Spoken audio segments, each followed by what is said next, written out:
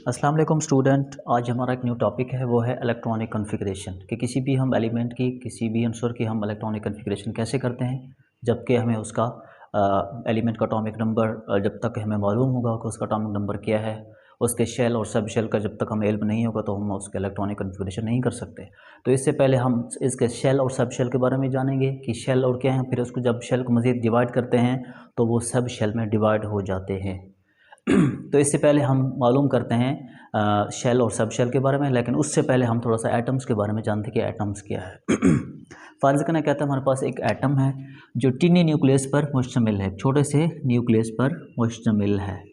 ये हमारे पास क्या है, एक टिनी न्यूक्लियस है जो एक और इलेक्ट्रॉन्स जो हैं ये इसके रिवॉल्व्स अराउंड जो है इसके जो है वो रिवॉल्व करते हैं। ठीक है, इलेक्ट्रॉन इसके अराउंड जो है रिवॉल्व करते हैं। अब ये तो है हमारे पास एक टिनी न्यूक्लियस, जिसके अंदर एक क्या है, न्यूक्लियस, एक एटम है जिसके अंदर न्यूक्लियस है, और कहता है कि कैसे इलेक्ट्रॉन जो है रिवॉल्व करते हैं अराउंड द न्यूक्लियस। अब ये हमारा क्वेश्चन है कि कैसे जो है इलेक्ट्रॉन जो है रिवॉल्व करते हैं अराउंड द न्यूक्लियस। तो ये क्वेश्चन हमारे पास कहता है कि इलेक्ट्रॉन्स जो हैं ये रिवॉल्व करते हैं in the different energy levels में। इलेक्ट्रॉन्स जो हैं ये कहता है रिवॉल्व करते हैं, हमारे पास डिफरेंट एनर्जी लेवल है, ये 1 2 3, ये हमारे पास 3 फर्ज कर ले, 3 जो हैं वो डिफरेंट एनर्जी लेवल हैं। इलेक्ट्रॉन्स जो है ये इनमें जो है वो रिवॉल्व करते हैं, लेकिन इन सब की एनर्जी जो है वो डिफरेंट होती है, एनर्जी सेम नहीं होती, सबकी एनर्जी जो है वो क्या होती है, डिफरेंट होती है।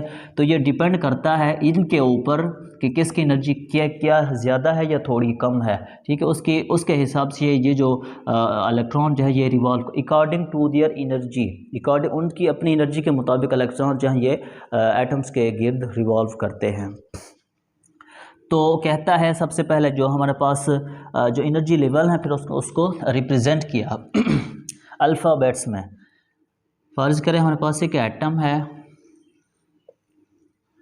जो हमारे पास फर्स्ट जो शेल है उसको हम रिप्रेजेंट करते हैं के से, और उसके जो बाद वाला है उसको हम कैसे रिप्रेजेंट करते हैं, एल से रिप्रेजेंट करते हैं। फिर उस जो हमारे पास थर्ड नंबर पे है उसको हम कैसे रिप्रेजेंट करते हैं, एम से रिप्रेजेंट करते हैं। फिर इसके जो बाद होता है उसको हम रिप्रेजेंट करते हैं एन से, एंड सो ऑन। फिर इससे मज़ीद आगे। ठीक है, जो सबसे पहले शेल है के, उसके बाद है फिर एल, उसके बाद है फिर एम, उसके बाद है फिर एन। ये हमारे पास क्या है, डिफरेंट एनर्जी लेवल्स हैं। ये डिफरेंट एनर्जी लेवल्स के मुताबिक, क्योंकि इलेक्ट्रॉन जब रिवॉल्व करते हैं, कहता है electrons revolve around the nucleus according to their respective energies, यानी पोटेंशियल एनर्जी के मुताबिक वो इलेक्ट्रॉन जो हैं वो रिवॉल्व करते हैं अराउंड द न्यूक्लियस। ठीक है, ये बात हमारी क्लियर हो गई। अब हम नेक्स्ट बात करते हैं कहता है जो हमारे पास फर्स्ट एनर्जी शेल है, ये जो के शेल है फर्स्ट, ये जो कहता है फर्स्ट एनर्जी शेल है, ये हमारे पास क्या है, ये लोएस्ट एनर्जी है, इसमें एनर्जी जो है वो कम से कम होती है। लोएस्ट एनर्जी शेल जो हमारे पास फर्स्ट शेल है के बाद हमारे पास सेकंड नंबर पे है जो हमारे पास सेकंड शेल है, उसकी एनर्जी जो है वो किससे ज़्यादा होती है, energy level is L shell, जो हमारे पास एल शेल है, एल शेल कहता है it has more energy than K shell, it has more energy किसकी निस्बत, देन के शेल की निस्बत, क्योंकि फर्स्ट शेल हमारे पास के है तो इसकी एनर्जी, एल की एनर्जी इसकी निस्बत जो है वो थोड़ी सी ज़्यादा है। एल के बाद आती है बारी अब एम की, कहता है एम की एनर्जी जो है वो जो हमारे पास थर्ड एनर्जी लेवल जो शेल है हमारे पास थर्ड, जिसमें इलेक्ट्रॉन जो है वो रिवॉल्व करते हैं, उसकी अपनी एनर्जी के मुताबिक उसकी एनर्जी कितनी है, न्यूक्लियस जो हमारे पास न्यूक्लियस उनकी निस्बत जो उसके करीब तरीन है उनकी निस्बत कितनी ज़्यादा है। तो वो कहता है ये जो दो शेल हमारे पास के और एल, एम की एनर्जी इन दोनों से ज़्यादा है। तो हम यहाँ पर लिख सकते हैं कि it has more energy than K in L shell, it has more energy, it has more energy than किसकी निस्बत, के की निस्बत और एल की निस्बत, के और एल की निस्बत एम की एनर्जी इन दोनों से ज़्यादा है। अब हम आते हैं लास्ट 4 की जानिब, वो जो हमारे पास एन है, ये क्या है, कहता है it has more energy, it has more energy than किससे, के से, एल से और एम से। कहता है इन तीनों में से एन की जो एनर्जी है वो इन तीनों में से इसकी एनर्जी जो है वो क्या है, ज़्यादा है। तो हम उसको ऐसे रिप्रेजेंट करते हैं जैसे मैंने आपको एटम्स में यहाँ पर दिखा दी कि फर्स्ट सेल हमारे पास के है, फिर एल है, फिर एम है और फिर एन है। ठीक है, उसके बाद हम चलते हैं ज़रा, हमारे पास जो एन है ये वैल्यूज़ को शो करता है एन। ठीक है, ये फ़र्ज़ कर लें 1 2 3 एंड 4। और हम आते हैं फिर शेल की जानिब, क्योंकि मैंने आपको बताया था शेल के बाद फिर क्या होते हैं, सब शेल होते हैं। फर्स्ट नंबर पे जो 1 है उसको हम डिपेंड अल्फ़ाबेट्स में शो करते हैं किससे, के से। सेकंड नंबर पे जो है उसको, ये जो एन वैल्यूज़ हैं, सेकंड नंबर पे हम किसको शो करते हैं, शेल में से एल को। ठीक है, उसके बाद थर्ड नंबर पे किसको शो करते हैं, एम को। फोर्थ नंबर पे किसको शो करते हैं, एन को। ये तो हमारे पास शेल है। अब शेल को जब हम मज़ीद सब डिवाइड करते हैं तो वो किस में कन्वर्ट हो जाते हैं, सब शेल में।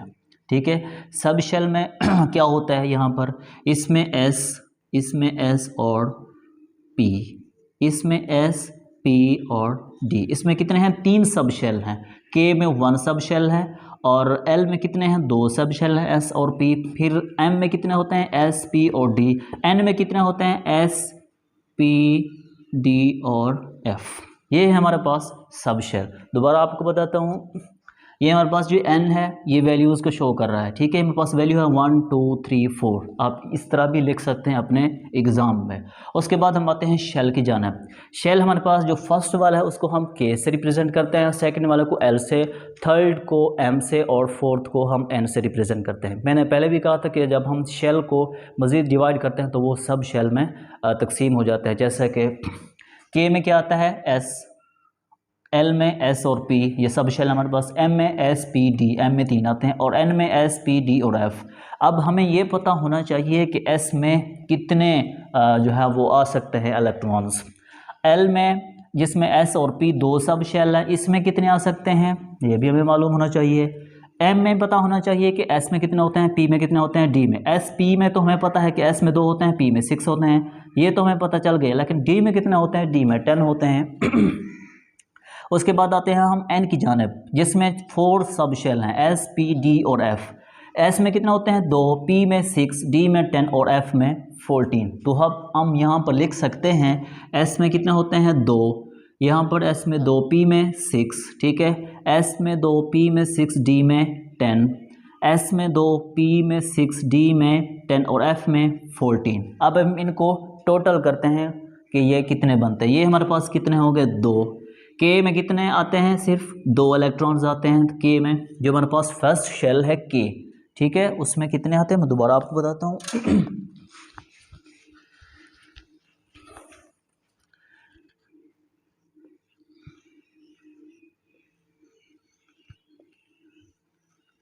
जो हमारे पास फर्स्ट है ये है हमारे पास के, इसमें कितने आते हैं, 2।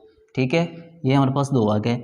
सेकेंड नंबर पे है एल, ये हमारे पास एल है सेकंड नंबर पे, क्यों इसको फिर मैंने एल से शो किया अल्फ़ाबेट्स में। ठीक है, इसमें कितने होते हैं, एस और पी। टोटल कितने हो गए इसमें, 8।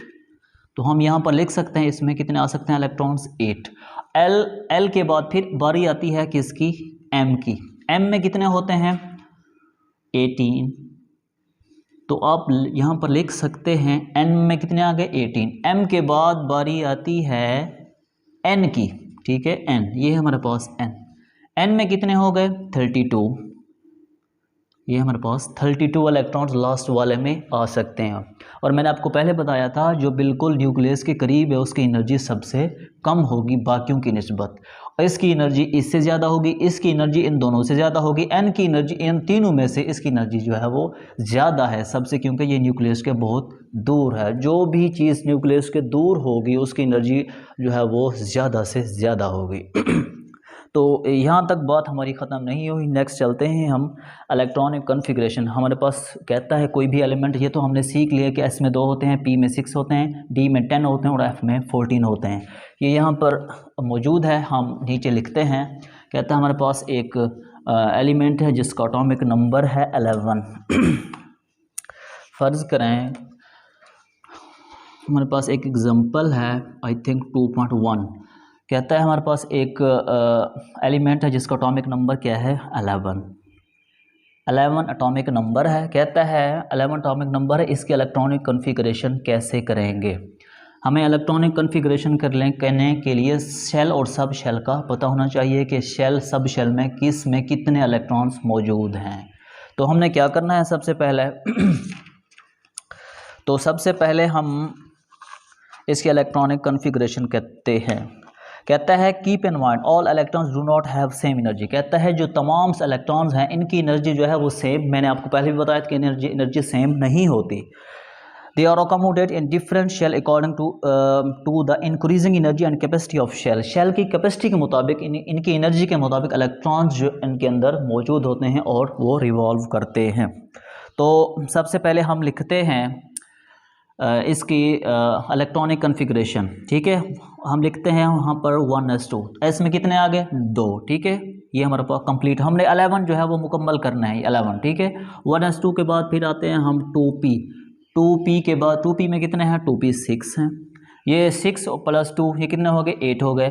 2p 6 के बाद 8, हमने क्योंकि 11 पूरे करना है तो हम उसके बाद बारी किसकी आती है 2p 6 के बाद 1s2 2s2 2p 1s2 sorry यहाँ पर लिखना था 2s2 1s2 2s2 2p 6। तो ये 10 मुकम्मल हो गए। अब पीछे रहता है सिर्फ एक इलेक्ट्रॉन को हमने भी यहाँ पर पुट करना, तो कैसे करेंगे। तो हमने लिखना है यहाँ पर 1s2 2s2 2p 6 3s1। तो लास्ट वाले में कितने आ गया सिर्फ एक। जो तुम्हारे पास लास्ट में 3 वाला है उसमें m में सिर्फ एक इलेक्ट्रॉन रह बाकी बचता है, तो ये टोटल हो जाते हैं कितने 11। तो इसकी इलेक्ट्रॉनिक कॉन्फ़िगरेशन जो है वो मुकम्मल हो गई। तो इसके इलेक्ट्रॉनिक कॉन्फ़िगरेशन को हम कुछ इस तरह लिख सकते हैं जैसा कि 2 8 1। ठीक है, ये वाला जो 2 है मैंने ये यहाँ पर लिख दिया और इन दोनों को आपस में मैंने प्लस कर दिया। 6 + 2 ये हमारे पास 8 बन गया और ये जो 1 है ये वाला 1 ये यहाँ पर मैंने लिख दिया। तो ये है इलेक्ट्रॉनिक कॉन्फ़िगरेशन 2 8 और 1। इसके बाद और भी हैं हमारे पास टॉपिक कहता है write down electronic configuration of chlorine. एक और है हमारे पास कहता है क्लोरीन है जिसका एटॉमिक नंबर है आई थिंक 17। ठीक है, 17 इसका एटॉमिक नंबर है। कहता है इसकी इलेक्ट्रॉनिक कॉन्फ़िगरेशन करें। तो आप इसके इलेक्ट्रॉनिक कॉन्फ़िगरेशन कैसे करेंगे। तो सबसे पहले हमने क्या करना है क्लोरीन में लिखना है 1s2 क्योंकि s में सिर्फ 2 आते हैं, तो 2s2 2p6 सॉरी 3s1। ठीक है, 3s1 के बाद सॉरी 3s2 यहाँ पर लिखना है हमने 3s2 और 3p5। कैसे किया हमने, क्योंकि यहाँ पर p में चूँकि 6 आते हैं और यहाँ पर जो है वो मुकम्मल हो रहे थे, क्योंकि जब एक अगर हम 6 लगाएं तो ये बढ़ जाता है 18 बन जाएगा, जबकि हमने तो 17 पूरे करना है, उसका एटॉमिक नंबर 17 है। तो ये 2 + 2 4 जब +6 ये 10 हो गए, 10 + 2 ये 12 + 5 ये हमारे पास कितना आ गया 17। टोटल हो गया हमारे पास कितना 17। ये हमारे पास 17 पूरे हो गए। ये है इसका इलेक्ट्रॉनिक कॉन्फ़िगरेशन किसकी क्लोरीन की। तो इसको हम लिख सकते हैं 288। इसका इलेक्ट्रॉनिक कॉन्फ़िगरेशन हम इस तरह से भी लिख सकते हैं 2 8। वैसे तो सामान लिखना चाहिए कि ना 8 8 है इसकी इलेक्ट्रॉनिक कॉन्फ़िगरेशन। ठीक है, इसका इलेक्ट्रॉनिक कॉन्फ़िगरेशन क्लोरीन की 288 ये है इसकी इलेक्ट्रॉनिक कॉन्फ़िगरेशन। नेक्स्ट हमारे पास कहता है फ़र्ज़ करें एक जो अहम टॉपिक है वो है कहता है एम शेल में ऑलरेडी 5 इलेक्ट्रॉन्स मौजूद हैं। ये जो हमारे पास फ़र्ज़ करें एम शेल है, इसमें कहता है 5 इलेक्ट्रॉन्स ऑलरेडी मौजूद हैं। तो हमें मालूम होना चाहिए, कहता है एम शेल्स में कितना है 5 इलेक्ट्रॉन्स मौजूद हैं पहले से ही। ये हमें क्वेश्चन दे रहा है। यहाँ पर उसने लिखा है कि an element has 5 electron in M shell. कहता है 5 एम शेल में कितना है 5 इलेक्ट्रॉन पहले से मौजूद हैं। इसमें कितने इलेक्ट्रॉन्स, कहता है 5 इलेक्ट्रॉन्स फ़र्ज़ करें, वैसे इसमें 18 आते हैं, वो कहता है फ़र्ज़ करें इसमें 5 इलेक्ट्रॉन्स मौजूद हैं। तो हमें कैसे पता चलेगा कि इसका एटॉमिक नंबर क्या है। तो हम यहाँ पर लिख सकते हैं जो हमारे पास फर्स्ट एनर्जी शेल है और फर्स्ट के उसमें 2 आते हैं, वो ऑलरेडी फिल है। जो एल है उसमें भी कितने 8 आते हैं, तो ये टोटल कितने हो गए 15। ये 15 है एटॉमिक नंबर। तो 15 किसका एटॉमिक नंबर है, फास्फोरस का। ये हमारे पास 15, इसका एटॉमिक नंबर क्या है 15। ये है इसका एटॉमिक नंबर फास्फोरस का। तो उसने उसकी इलेक्ट्रॉनिक कॉन्फ़िगरेशन जो कुछ इस तरह से दी, 1s2 2s2, उसके बाद है 2p6, 2p6 के बाद उसने फिर दिया 3s2 3p3। ये है इसकी इलेक्ट्रॉनिक कॉन्फ़िगरेशन। तो उसने कुछ ऐसे लिख दिया है KLM, KL और M में तो ऑलरेडी कहता है 5 पहले से ही इलेक्ट्रॉन्स मौजूद हैं। तो हम इसमें कितने कितने, L में कितने आते हैं 8 आते हैं, 6 + 2। तो K में कितने आते हैं 2। अगर हम इनको प्लस करें टोटल को तो वो कितने बन जाते हैं 15। तो इसका ये किसका एटॉमिक नंबर है, फास्फोरस का। फास्फोरस को हम सिंपली कैसे लिखते हैं, P से रिप्रेजेंट करते हैं फास्फोरस को, ये है उसका एटॉमिक नंबर। तो और भी बहुत सारे हैं, जैसे में हमारे पास लास्ट में आर्गन है, इसका जो एटॉमिक नंबर है वो क्या है 18। कहता है इसकी इलेक्ट्रॉनिक कॉन्फ़िगरेशन करें, तो हम लिखेंगे यहाँ पर 1s2 2s2 2p6 3s2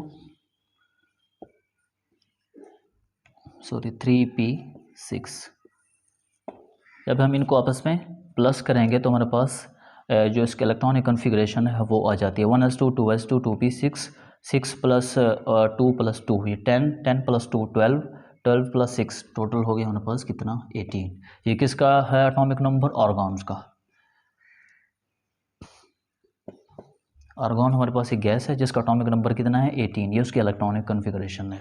तो ये था हमारा टॉपिक आज का, जिसमें इलेक्ट्रॉनिक कॉन्फ़िगरेशन के बारे में हमने पढ़ा, जिसमें शेल और सब शेल के बारे में भी सबसे पहले हमने पढ़ा कि जो एटम के करीब तरीन शेल है वो कौन सा होता है, वो K होता है, फिर उसके बाद L, फिर M, फिर किसकी एनर्जी किस हिसाब से है, और ये भी हमने सब कुछ डिस्कस कर लिया।